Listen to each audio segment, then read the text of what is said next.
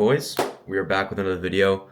Gonna be doing another series with my little brother. I did a video with him like a long time ago on this channel, and then it didn't really get any views, so I really didn't go through with the series. But this is gonna be a brand new series, turning my unprofitable little brother Chud to profitable. I also had this series going on with my friend, as you guys know.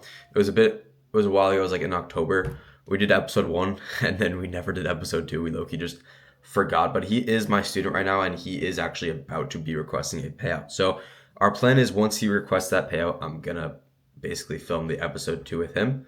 But for right now, I'm gonna start another series. So basically have 2 series going on right now. The same idea behind both series, but you can kind of see the difference between the 2 traders, between him and my friend. So I'm going to be mentoring him. I have never really truly mentored him. I just kind of like gave him some little tips. He did most of it by himself. But now I'm going to be fully mentoring him so you guys can see that process live. And every single week, we're going to be doing another episode going over all the trades that he took, going over maybe do some back testing together so he can, refine his trading, because that is the process that I do with my students is, I literally watch them back test in front of me. So we'll do the same thing with him. But before we start the series, I'm going to ask him some questions, some just complete basic questions of his trading. I think know all the answers because I'm the one that got him in, but it's better to hear it from him, just to hear him speak. Also, we got this new lens on the camera though, I'm not gonna lie. But yeah, so the first question I have, how long ago did you start trading? I mean, we both know the answer, but More like I guess like a year ago, maybe a year and a half. Yeah. It was low key. Was it? I think it was last winter. Yeah, it was like last. I think December, January, around there. Around a year and 3 months. Yeah, because I remember December break you were trading. Yeah. So yeah. Yeah, around a year and a half ago. Let's better drink this. But a year and a half ago, we started trading. I do remember what it was like, but I think it's best for him to tell you. And then obviously, if there's anything that I think he's missing, I'll let him know. But what was the whole how did it start off for you? Well, kind of just go into like your journey. What about? Yeah, when we started, I guess EJ taught me all of the. What can I say, Ethan? It doesn't matter. Ethan taught me all of the. Ethan taught me all of like ICT and his concepts. His strategy was a little bit different before, but I kind of just went with him on until it was like when he was profitable. I just followed his strategy. And I feel like the first few months were like, I don't know, it was rough for me, especially. Remember when you were back, Asia? On my top, so I had a top step eval, and I was. How long did it take for you to like be confident enough to get the eval? I think it was like 3 months maybe. Yeah, it was like 2 months, but like the 2 months he was also doing a lot of back testing to make up for like that experience. So he was doing a lot of back testing, and I think there was a point where I was like, okay, yeah, I saw in his statistics that he was looking like pretty good. So we decided to get on an eval. So he got on a 50K top step eval and was trading Asia. You want to explain what that was like? Asia was just like a mess because some days it would be like, maybe like some days it would be kind of nice, but I was on at the wrong time.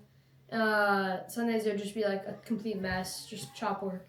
Yeah. But yeah, I was also like very emotional during those times. So like, just like taking a bad trade, even just taking a tiny trade, losing $100 would make me like tear up. Just definitely a lot of emotions. I mean, he's literally a freshman, and back then he was in 8th grade. So I mean, his whole emotion side, like he's not a fully developed human being yet. Like he's literally still a cute little baby. Like all those emotions were kind of heightened a bit, which is like understandable. Also, he was trading in Asia, and I remember like he wasn't able to fully always find that ideally like A+ setup. So we kind of justified a lot of entries that weren't ideally like amazing. I still traded kind of similarly. I traded continuation, but it was more mechanical. So I kind of needed like these like step-by-step things. And I was pretty unprofitable. I wasn't like fully unprofitable then, but I wasn't like exactly obviously where I am now. My model wasn't as profitable as it is now because it was mechanical. And I think that was like December, January. I wasn't really profitable. So like it was hard for me to fully be able to mentor him that way. It was good practice, but it wasn't ideal because my model wasn't like fully profitable. It had a winning statistic, but it wasn't amazing. And even in Asia, it made it even harder to get a winning statistic.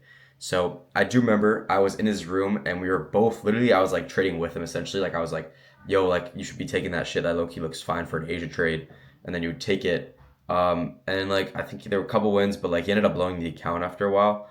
Um, and it was just super emotional. Like every single trade, he was very emotional. So I think now he's developed a bit more. I think he's been able to manage that a bit more than he used to be. Um, but we'll work on that psychological aspect. But with a winning model now, the way that I'll teach him how to trade, I think he should be winning more, which makes psychology a lot easier in general.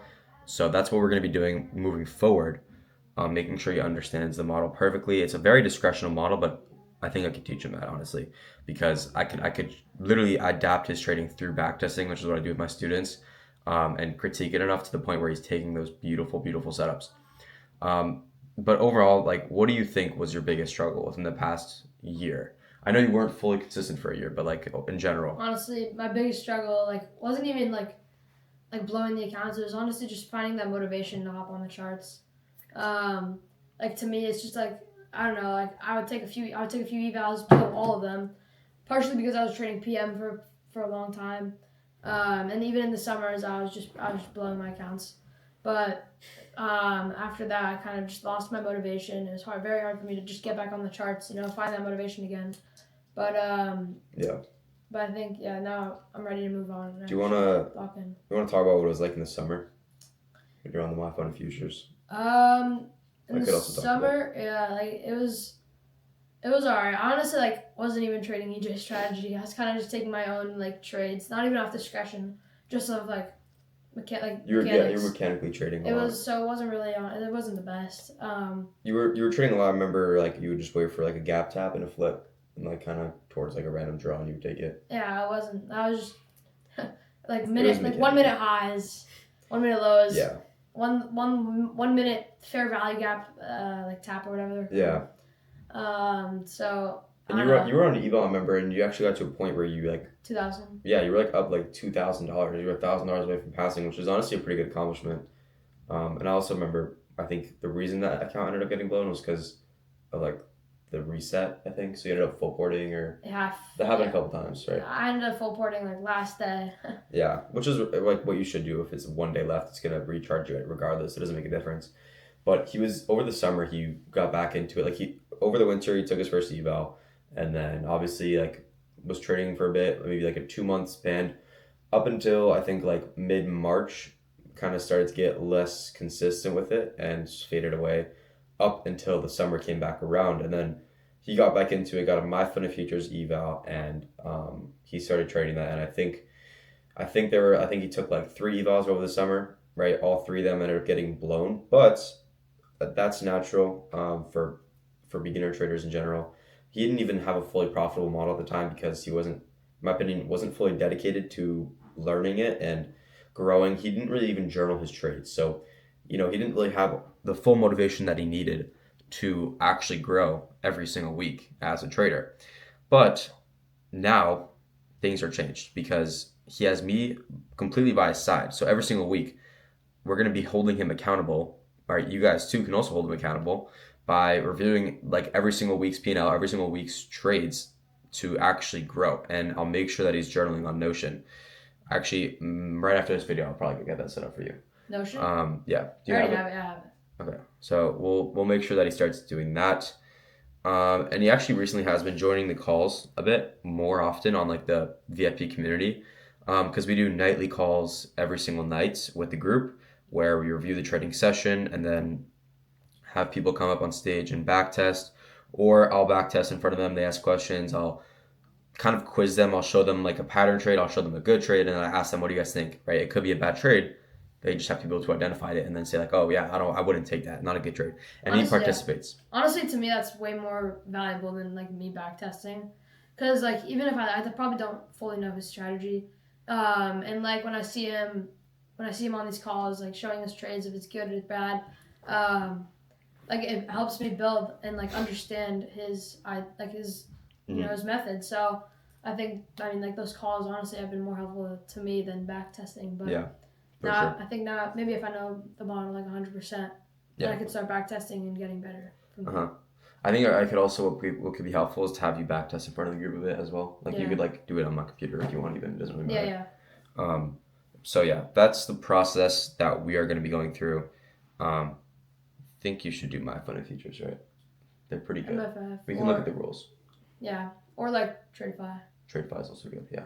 So one of those firms, one Tradeovate account. Tradeovate's low key pretty good because on TopStep, like for a beginner trader especially, there's a lot more emotions involved because you see like the red and green like flashy like right in front of your eyes. It's like a video game. But Tradeovate and TradingView, it's like very simple, no crazy like colors that are like giving you dopamine like throughout the trade. It's kind of just you're trading to trade, not to gamble. Tradeovate is a bit better in that sense, but low It's a key, bit more complicated. yeah, a bit more complicated. It's like copy trade, but for one account, it's completely fine. That's why like I don't like Tradeovate because copy trading is a bit harder on it. But there is a new platform, TradeC, and they're actually expanding to other firms. So like on my Funny Futures, for example, you can connect it to TradeC. Have I showed you TradeC? I think I have. It's like a mix between Project X and TradingView. I haven't seen I'll show you in a bit, but like it's really clean, and really fast data and whatnot. So we'll make sure he gets on a good firm with a good platform that he's comfortable with, and start trading. And hopefully, ideally, I mean, going over your goals it's not that beneficial because at the end of the day, it's all up to your inputs. Like I've had crazy goals before and not reached because we talk about a goal and be like, oh yeah, I'm gonna make whatever. But at the end of the day, it comes down to your inputs, and truly just having faith that it's all gonna work out at the end of the day, and not or not overthinking it. But just for fun, just for you guys' sake, and for our sake, what you think within the next, let's say, let's not do crazy long term. Let's just say by the end of the summer, like my where do goal. you want to be? Like ideally, where do you want to be? You don't have to be so unrealistic. Just like ideally, where do you want to be? I want to be all my funded. Like yeah, you want I to just want to pass my eval. pass an evo. That's Not fast. even get a payout, just pass an eval. I can actually trade. And then, I mean, if there's a chance, then maybe I can get profitable Yeah. by the end of the summer, by like the beginning of next year. The thing is, once you get a payout, I'll help you. You'll be able to scale a lot easier than it was for me because there's like certain things you have to be careful about after you get that payout, like not being too cocky or whatever, blowing money on evals. Like there's certain things that I've kind of went through, so I can definitely help you scale the fastest, like more than like myself. So once you get the first payout, you'll reinvest in more accounts, and from there, like profitability is really close. So I would say for you, yeah, pass the account and ideally get the first payout this summer. And I think it's 100% possible, bro. It's like what like you have 2.5 months in the summer of pure trading. Like he is in school, so trading in school is hard. But in the summer, it's 2.5 months completely free. So grow every single day, trade every day, calls every day. I might even have him start like a YouTube channel, maybe just for himself, just something that to help him like hold himself accountable. Um, and obviously, we'll continue to do the series, right? So I think over the summer, 2.5 months with me by his side, like yeah, he'll fully be able to get a payout. I truly believe. But we'll see. It all comes down to the daily inputs. So I think that's gonna be it for this episode 1. No real charts, but in the future, we will be right here as you can see. It'll just be like limbo points per there, but it'll just be like the same setup where we'll kind of go over. I'll probably switch it over to my computer like to record, and we'll go over all the trades and whatever. But yeah. So that's gonna be the end of the video. If you guys want to apply to work with me one-on-one, see if you're a good fit, I'll put the application below, and then my free Discord as well, also in the description. You can just click it; it's a free link. So, yeah, boys, I appreciate you guys for tuning in, and I'll see you guys in the next video, next episode.